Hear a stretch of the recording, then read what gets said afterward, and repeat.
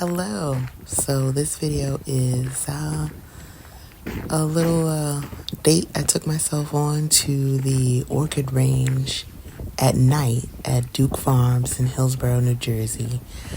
And it was kind of magical walking through the grounds at night and walking up to the Orchid Range before they even turn the lights on. It was just, you don't get to walk around in the woods at night.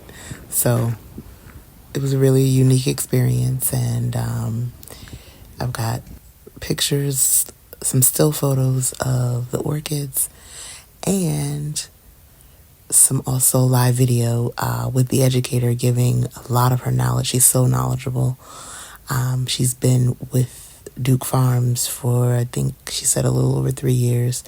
So she was just, dropping her knowledge as we went through the tour. And I love doing things like this because you find out so much. If you don't know the story of Doris Duke, look that up because it's fascinating.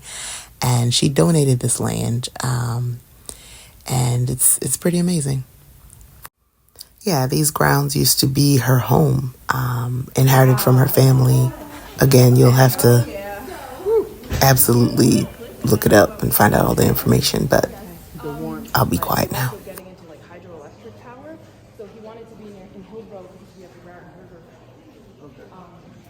His goal with Duke Farms was we wanted to create an estate that rivaled Central Park.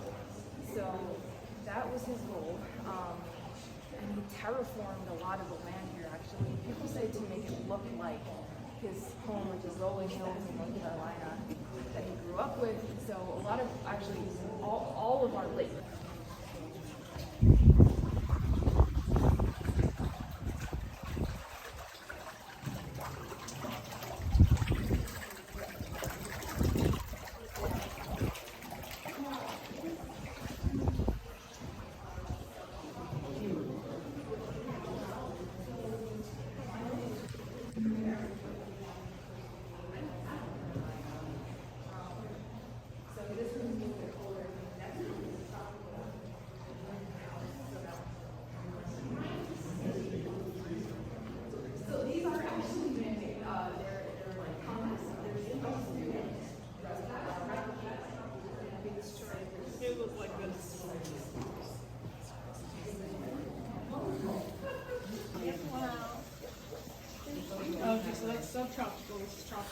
So what was cool about this is that it was snowing outside. So you step into this just completely warm. We were in these massive greenhouses, so the temperature completely changed. And then as you're walking through each greenhouse, it goes up a little bit higher because orchids, there's so many different varieties, and there's other plants too besides the orchids in there. So it was like a huge contrast between the freezing weather outside and then you step into this tropical environment.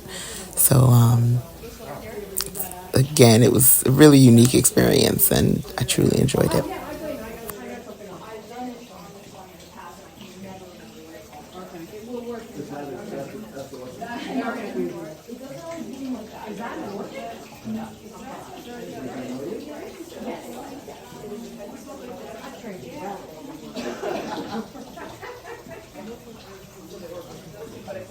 That's okay, it might not be anything. Oops, sorry. It's okay.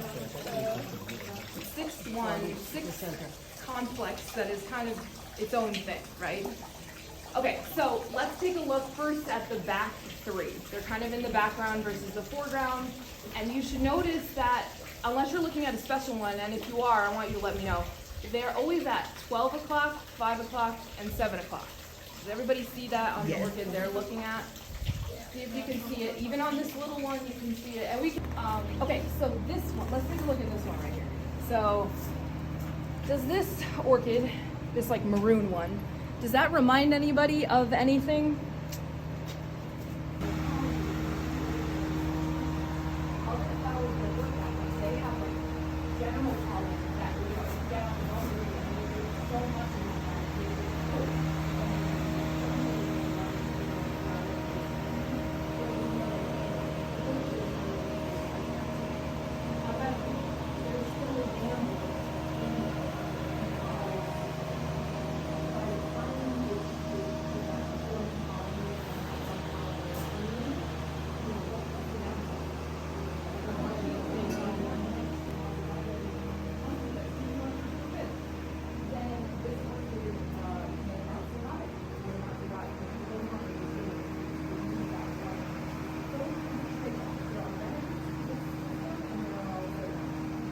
But what it does do is that it creates a lot of all these diversity because there's more like the spider, right?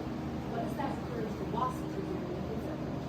The wasps are wasting resources on nutrient fighting.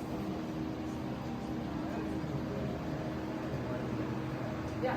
So the wasps that are able to avoid the flower, they might do better at that. They're not wasting energy playing fire. So that encourages the wasp species to get smarter over time and get better at recognizing what it tries to make the orchid. It doesn't work and it gets pollen on it and it's the same story.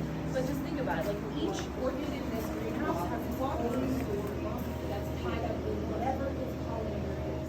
And that story has pushed it to change its appearance. Or you know, its function from a fragrance to different, whether or not it needs to we'll drive back to the piece of rocks or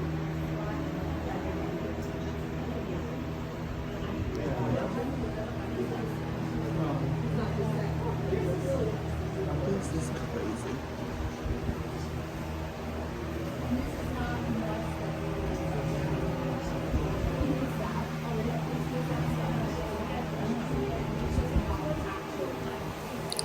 The greenhouses seem to never end. Like, we were walking through all these openings, and I just was remarking on how big it was and the size, the sheer size.